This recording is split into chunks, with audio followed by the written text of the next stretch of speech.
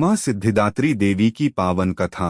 माँ दुर्गाजी की 9वीं शक्ति का नाम सिद्धिदात्री हैं। ये सभी प्रकार की सिद्धियों को देने वाली हैं। नवरात्रि पूजन के 9वें दिन इनकी उपासना की जाती है। इस दिन शास्त्रीय विधि विधान और पूर्ण निष्ठा के साथ साधना करने वाले साधक को सभी सिद्धियों की प्राप्ति हो जाती है। सृष्टि में कुछ भी उसके लिए अगम्य नहीं रह जाता है। ब्रह्मांड पर पूर्ण विजय प्राप्त करने की सामर्थ्य उसमें आ जाती है। मार्कंडेय पुराण के अनुसार अणिमा, महिमा, गरिमा, लघिमा, प्राप्ति, प्राकाम्य, ईशित्व और वशित्व ये 8 सिद्धियां होती हैं। ब्रह्मवैवर्त पुराण के श्री कृष्ण जन्मखंड में यह संख्या 18 बताई गई है। इनके नाम इस प्रकार हैं: अणिमा, लघिमा, प्राप्ति, प्राकाम्य, महिमा, ईशित्व, वाशित्व, सर्वकामावसायिता, सर्वज्ञत्व, दूरश्रवण, परकाय प्रवेशन, वाक्सिद्धि, कल्पवृक्षत्व, सृष्टि संहारकरण सामर्थ्य, अमरत्व, सर्वन्यायकत्व, भावना, सिद्धि। माँ सिद्धिदात्री भक्तों और साधकों को ये सभी सिद्धियां प्रदान करने में समर्थ हैं। देवी पुराण के अनुसार भगवान शिव ने इनकी कृपा से ही इन सिद्धियों को प्राप्त किया था। इनकी अनुकंपा से ही भगवान शिव का आधा शरीर देवी का हुआ था।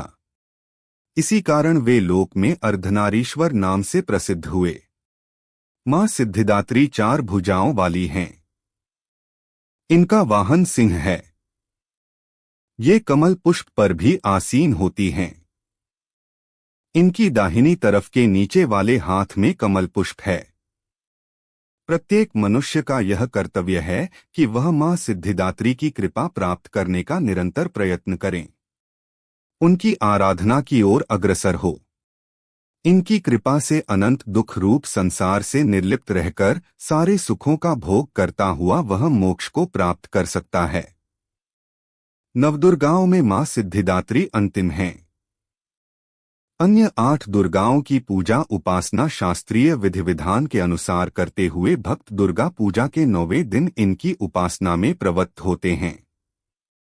इन सिद्धिदात्री माँ की उपासना पूर्ण कर लेने के बाद भक्तों और साधकों की लौकिक पारलौकिक सभी प्रकार की कामनाओं की पूर्ति हो जाती है। सिद्धिदात्री माँ के कृपापात्र भक्त के भीतर कोई ऐसी कामना शेष बचती ही नहीं है जिसे वह पूर्ण करना चाहे। वह सभी सांसारिक इच्छाओं, आवश्यकताओं और स्पृहाओं से ऊपर उठकर मानसिक रूप से माँ भगवती के दिव्य लोकों में विचरण करता हुआ उनके कृपारस पीयूष का निरंतर पान करता हुआ विश्व भोग शून्य हो जाता है। माँ भगवती का परम सान्निध्य ही उसका सर्वस्व हो जाता है। इस परम पद को पाने के बाद उसे अन्य किसी भी वस्तु की आवश्यकता नहीं रह जाती। माँ के चरणों का यह सान्निध्य प्राप्त करने के लिए हमें निरंतर नियमनिष्ठ रहकर उनकी उपासना करनी चाहिए। माँ भगवती का स्मरण, ध्यान, पूजन हमें इस संसार की असारता का बोध कराते हुए वास्तविक परम शांतिदायक अमृत पद की ओर ले जाने वाला है।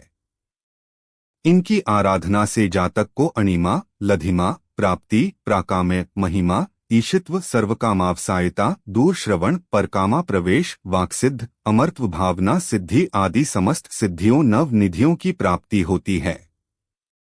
या देवी सर्वभूतेषु माँ सिद्धिदात्री रूपेण संस्थिता। नमस्तस्यै नमस्तस्यै नमस्तस्यै नमो नमः। अर्थ है माँ सर्वत्र विराजमान और माँ सिद्धिदात्री के रूप में प्रसिद्ध अम्बे, आपको मेरा बार बार प्रणाम है। या मैं